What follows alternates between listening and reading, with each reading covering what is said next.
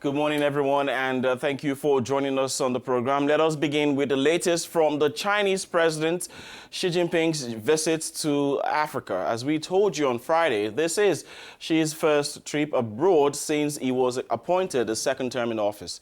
Though this is a four-nation visit, the Chinese leader started his trip with the West African nation Senegal on Saturday, meeting with President Macky Sall in Dakar, the nation's capital.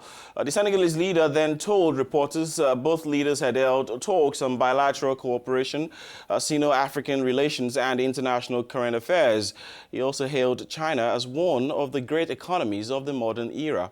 China has over 1.3 billion people and does not have enough land for its population. Africa is therefore of crucial importance for China's survival. To understand what is at stake for the continent, let's watch this video.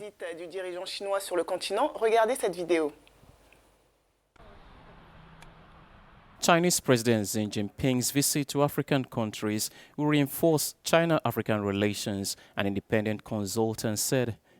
Emira Woods made the remarks on Sunday during an interview with China Global Television Network in Washington, D.C. She said Africa is important for the global economy, and Xi's visit has reinforced it. This visit is reinforcing China's relationship with Africa. Clearly, early on in the second term of the president's, to put Africa so high on the agenda, consistently has reinforced the importance of the continent to Africa, both the continent's trade relations with China, the continent's investments, and all of those opportunities. Woods believed that China is trying to gain win-win development in West Africa like it has done in East Africa. Well, I think now you have seen an expanding Chinese interest in, again, this Belt Road Initiative that will link up Africa to Europe, to Asia, to China. And so having West Africa sort of foothold, Senegal, I think, represents a new opportunity for China to be able to have Atlantic coast presence and all of that to kind of mirror what's happening in East Africa.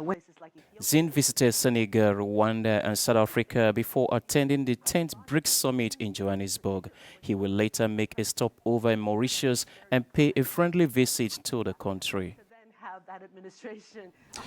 In the studio with us now is Africanews journalist Ronald Kato. Good morning, Ronald, and welcome to very good morning. Welcome to the program. Thank you. It's good to have you. Okay, so this is Xi's fourth visit actually since becoming president of China, and this is his first overseas trip since he took office, since he started his second term in office in March. Why is this visit important, if at all it is important to Africa? It's important, Jerry, in very many ways. First, China remains Africa's biggest trading partner. As of 2016, bilateral trade between China and Africa topped 220 billion shillings. And in many African countries, as you know, China is the leading source of foreign direct investment in countries such as Uganda, where I come from, Senegal.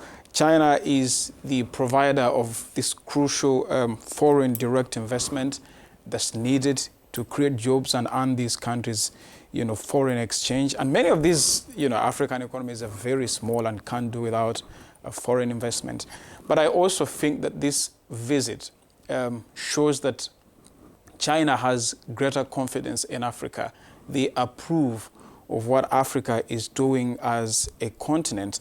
Because by the end of this visit, you'll see that many agreements will have been signed, trade, mutual cooperation agreements, and these will translate into opportunities later for the African people. So yes, President Xi's visit is very important for Africa. Now, Ronald, China says that the official purpose of this visit is to strengthen diplomatic relations and cooperation. But aren't there other intentions? Mm-hmm. Absolutely. The Chinese president aims to sell his signature program. It's called the Belt and Road Initiative. It aims to build an ultra-modern network of infrastructure, roads, ports, energy projects connecting China to Africa, Asia, and Europe. But also China wants to protect its investments on the continent and its people. The population of the Chinese in Africa ranges between some 200,000 to over 1 million. So China cares about all these things. The stability of the continent also matters to them. It's a continent where they've invested lots of money. But also China is looking beyond its borders after spending so much time focusing on itself. They want to cement their influence on the continent as a rising new bold power. So this visit carries with it huge geopolitical importance. So it is as important to Africa as it is for China. And just a thought on that for you, just in thought on that, what you just said. In just a decade, China has overtaken the United States as the largest economic trading partner with the continent. So now when you say that this visit is just as important to China as it is to Africa, the question really is China giving more than it's taking from Africa? I think, Jerry, that China is a rational power. They have interests, and we do. So they look out for their interests, and we should look out for our interests. But there's a term called win-win cooperation. It's a term you hear a lot in China. And the argument is, if I loan you money to build a road and you get it, we both win. If I give you money to build a hydro power dam, and you build one, so we both gain. And China is really the source for many of these cheap loans that African countries need to build critical infrastructure, ports, roads, bridges, name it. And without that infrastructure, many of these economies would actually have to crumble. So I think you've got to give to get, okay? And let's also look at it this way.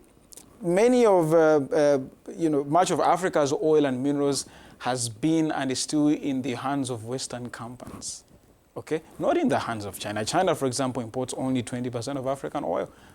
Most of it is from Angola, okay? Much of the resources that belong to Africa actually belong to the Western companies. But there's also an approach where China... But surely, no doubt. I mean, they are the largest economic trading partner, regardless of the oil that they buy. Yeah. Absolutely, but the point is, if you argue that China takes more than what it gives, what about the Western countries that have always taken more than what they've given?